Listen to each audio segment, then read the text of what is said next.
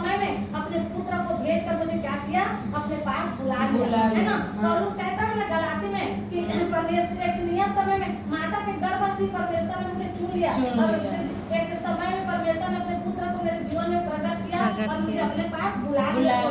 तब मैंने लहू और मांस से समझौता नहीं किया बोलता है ना। तो आज परमेश्वर ने जब हमें बुलाया तो हमने किसी लहू और मांस से समझौता नहीं किया, लेकिन परमेश्वर के वचन को हमने सुना, हमने विश्वास किया और विश्वास करके हम कहाँ आ गए, हम ज्योति के पास आ गए, है ना। और ज्योति के पास जब हम आए तो हमारे जीवन से धीरे धीरे अंधकार हमारे जीवन से जाना दूर हो गया, है ना। जैसे जैसे अंधकार हमारे जीवन से जाना शुरू हुआ, हमारे जीवन से हर एक दुख, हर एक तकलीफ, हर एक परेशानी धीरे धीरे हमारे जीवन से दूर होता गया और एक समय आया परमेश्वर ने अपनी शांति हमारे अंदर डाल दी, है ना। जैसे हम विश्वास में बढ़ते गए हमारे जीवन में परमेश्वर का काम होता गया, है ना। और परमेश्वर की शांति हमारे जीवन में आकर वास करने लग गया, है ना। प्रभु ने क्या कहा है,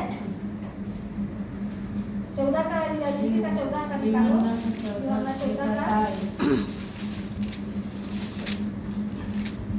14 का 23।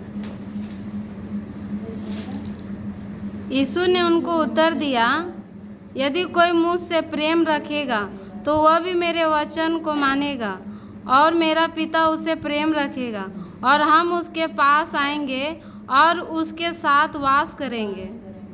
देखो वचन क्या कहता है, जब शांति हमारे जीवन में आता है तो हम इस वचन में लिखा है ना, पवित्र आत्मा हमारे अंदर मसीह के प्रेम को डालता है ना।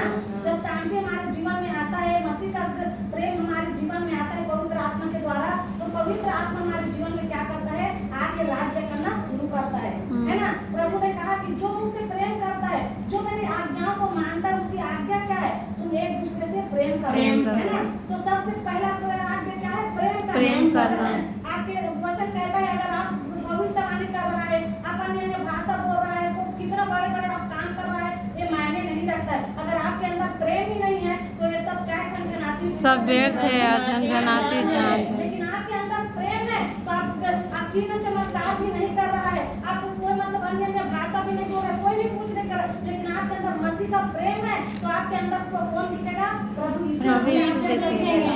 प्रभु ने क्या कहा, लोग मुझे देखने से पहले मुझे तेरे अंदर देखे बोलता है ना। तो हमारे अंदर प्रभु को देखना कि ये मेरे देखो हमारे जीवन में मसीह का प्रेम आएगा, मसीह का चरित्र आएगा, मसीह का गुण आएगा, मसीह का स्वभाव आएगा, तो किसको देखेगा, प्रभु को देखेगा हमारे अंदर।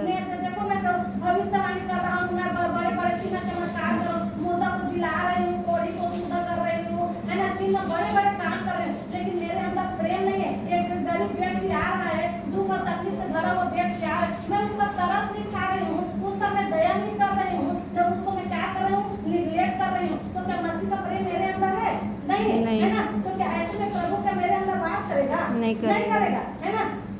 लेकिन मैं चिन्ह चमत्कार को छोड़कर अगर मैं उसके पास जाकर उसको मैं दो शब्द वचन के 2 शब्द मैं सुना रही हूँ, उसको मैं तसल्ली दे रही हूँ, उसको मैं उसके अंदर में प्रेम को डाल रही हूँ, तो उसके मन को क्या मिलेगा, शांति मिलेगा। और ऐसे शांति मिलेगा तो परमेश्वर जो पिता पुत्र पवित्र आत्मा है वो हमारे अंदर वास करेगा, है ना। इसलिए प्रभु ने क्या कहा कि जो मुझसे प्रेम करता है, जो मेरे आज्ञाओं को मानता है, हम उसके घर आके वास करें, है ना। तो परमेश्वर हमारे अंदर आके वास करना चाहता है ना। तो इसलिए हमें प्रभु के प्रेम को जाहिर करना, परमेश्वर की आज्ञा को मानना, है ना। चेलों को यीशु ने क्या कहा, मैं तुम्हें कोई नई आज्ञा नहीं देता, लेकिन जो मैं तुम्हें इसी का 13 का 34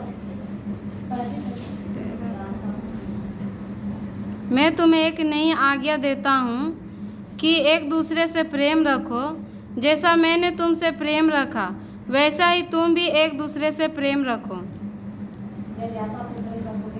यदि आपस में प्रेम रखोगे तो इसी से सब जानेंगे कि तुम मेरे चेले हो।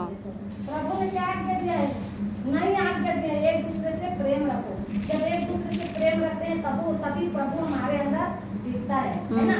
एक दूसरे से प्रेम रखते हैं, एक दूसरे की जरूरत पड़ता है तो मदद करते हैं, सहायता करते हैं, हर चीज करते हैं। मसीह का एक गुण है, स्वभाव है, क्योंकि यीशु मसीह ने भी अपनी स्वार्थ के लिए कुछ नहीं किया, लेकिन इस धरती पर आया तो दूसरे की भलाई चाहा, दूसरे के हित की बातें किया, दूसरों को चंगा किया, दूसरों को छुटकारा दिया, दूसरे के दुख और सुख में हर चीज में वो साझी हुआ, हम दुख में सुख में भी साझी हुआ, हर चीज में वो क्या करता था, वो सबकी मदद करता था, क्योंकि उसके अंदर वो नेचर है ना, भलाई करने का नेचर है, उसके अंदर दया और तरस उसके अंदर नेचर है, उसके अंदर बेस्ट स्वभाव है यीशु के अंदर। तो प्रभु चाहता है कि हमारे अंदर भी वो बेस्ट स्वभाव